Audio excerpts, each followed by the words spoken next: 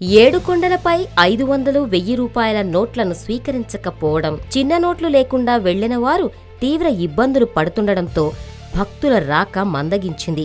తిరుమలకు వెళ్లేందుకు భక్తులు ఆసక్తి చూపకపోవడంతో తిరుమల బోసిపోతుంది. ఏ మార్గం వెళ్లినా 2 గంటల్లోనే దర్శనం పూర్తయి బయటకు వచ్చేస్తున్నారు. కాలినడకన వెళ్లినా, ఉచిత దర్శనానికి వెళ్లినా, 300 రూపాయల ప్రత్యేక టిక్కెట్పై వెళ్లినా త్వరగానే దర్శనం పూర్తవుతుంది. సొంత వాహనాల్లో వచ్చే భక్తుల సంఖ్య తగ్గడంతో అలిపిరి టోల్గేటు ఖాళీగా కనిపిస్తుంది. తిరుమలలో గదులు కూడా ఖాళీగా ఉన్నాయి. కాలినడకన వచ్చే భక్తుల సంఖ్య గణనీయంగా తగ్గింది.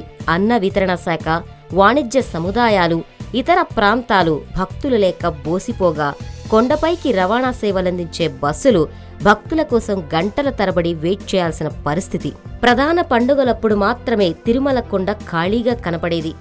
నోట్ల రద్దు ప్రభావం స్పష్టంగా కనిపిస్తుంది. కొండ మీద హోటల్స్, వ్యాపారస్తులు పెద్ద నోట్లు తీసుకోకపోవడంతో చాలా మంది భక్తులు భోజనాలకు తీవ్ర ఇబ్బందులు పడ్డారు.